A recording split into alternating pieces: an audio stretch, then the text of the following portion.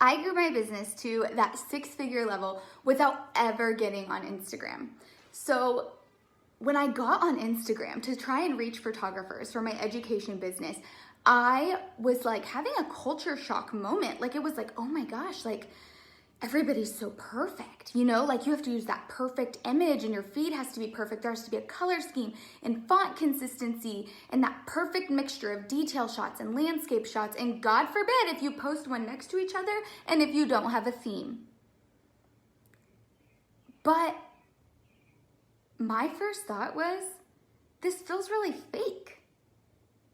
Wow, everybody feels really like, you know, like a lost teenager who like thinks they know themselves, but really they don't.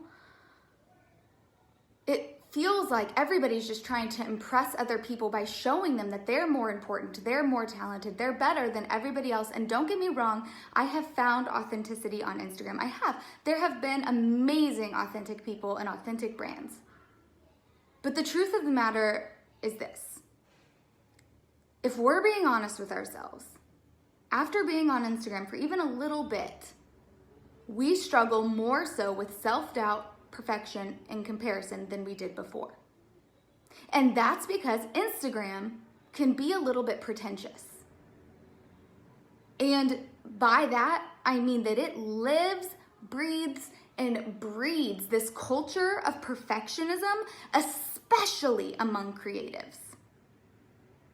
But I'm calling crap on the whole freaking thing. Because here's the thing, I coach photographers. I am friends with multiple hairstylists, which by the way, those two industries are very freaking similar. And I watch as these people rip themselves apart over the tiniest little thing. And it's crap. It is holding them back from the success that they deserve. It is keeping their audience from seeing and experiencing their special brand of magic. So, being the rebel that I am, I'm going to call this out. I don't believe in meeting expectations just because obligation. If you don't know why it's there and you don't support or believe that it should be there, then don't do it. And actually, I think you might be more effective if you don't. And here's why. Because the people that you're trying to impress with your perfect feed aren't the people that you're trying to reach.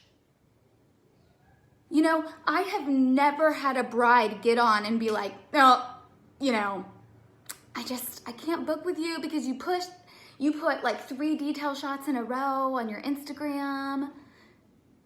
Or like, you know, a family session that's like, oh, you know, you just didn't post enough like quotes mixed with details, mixed with landscapes, so I'm probably gonna look into this other photographer.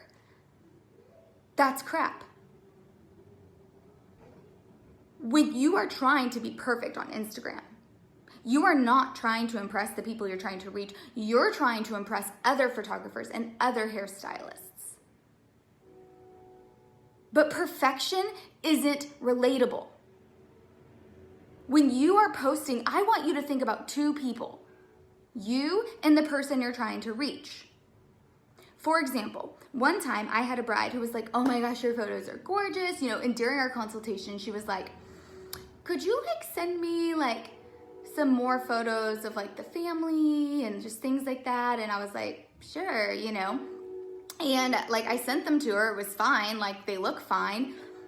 But that, after seeing those photos is when she booked me, not after seeing the perfect, you know, magazine-worthy ones. And that's because our people that we're trying to reach, our ideal clients, they don't want to see the pictures that we think are perfect. They want to see the pictures that we think aren't perfect enough because that church had ugly red carpet or that family wasn't wearing outfits that we loved. Stop thinking about other people in your industry and start thinking about the people you're trying to reach and what they want to see.